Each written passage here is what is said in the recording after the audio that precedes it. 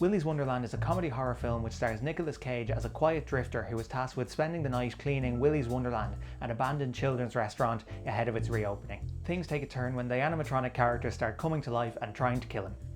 When the trailer came out for this movie a few weeks ago, I was amazed to see that it actually looked pretty good and I got pretty hyped for it, but unfortunately while the premise is fun, the execution is pretty rough and it's actually quite boring in parts. Sure, we'll start with Nicolas Cage himself. When I said earlier on that he was quiet, I really did mean it. He doesn't have a single line of dialogue in the entire movie, which is a very weird choice to me. I know the idea was to kind of make him more badass and mysterious, but in effect all it really means is that he has no character to speak of at all. It actually makes it very difficult to get invested in the events of the movie because he's just a blank slate, we don't know who he is. And that might have worked, except that he seems completely unfazed by anything happening around him.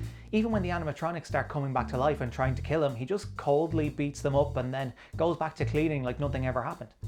The only time he shows any kind of emotion at all is when he plays pinball.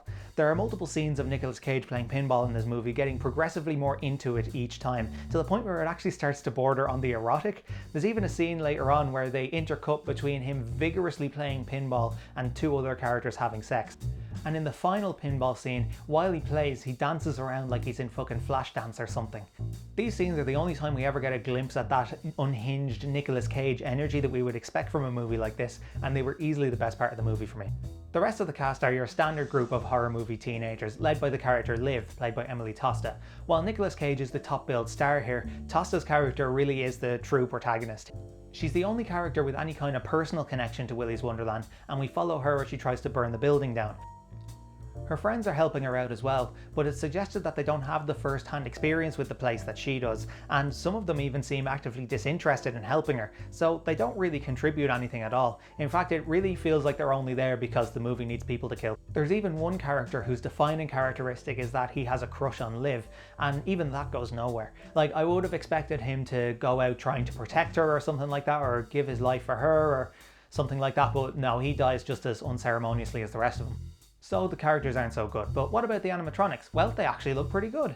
Their designs are suitably creepy and the suits that the actors are wearing actually look very well made, and considering that it's a fairly low budget movie, that's very impressive. And when they first start to move around kind of out of focus in the background, it is genuinely unnerving.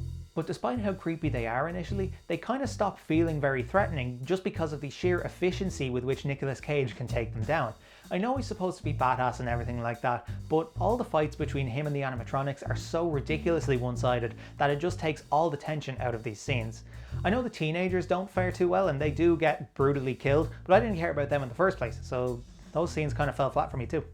On the technical side, it looks like it was shot using anamorphic lenses, so the lens flares are really pronounced and there's a lot of focus drop off and lens distortion towards the edges of the frame.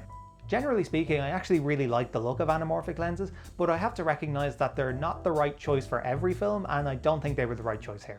Lens flares fill nearly every shot that takes place inside Willy's Wonderland, which unfortunately is most shots in the movie. And the distortion and focus drop off are actually very distracting as well, especially when you have characters towards the edges of the frame delivering dialogue.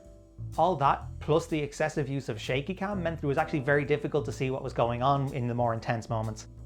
And many of the shots were so visually busy that I often found it difficult to know what part of the frame I was even meant to be focusing on. In conclusion, this one was pretty disappointing for me. As I said before, the premise was pretty fun, but the execution really let it down in the end, and for all of those reasons that I mentioned, I'm going to give this one a 3 out of 10.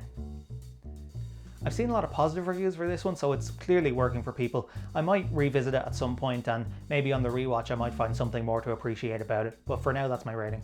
Kind of sucks that the first review on this channel is a negative one, but I mean, I did go into this one hoping to like it more than I did. Anyway, thanks very much for watching, if indeed there is anybody watching, probably not, and there will be more reviews on this channel very soon. Thank you.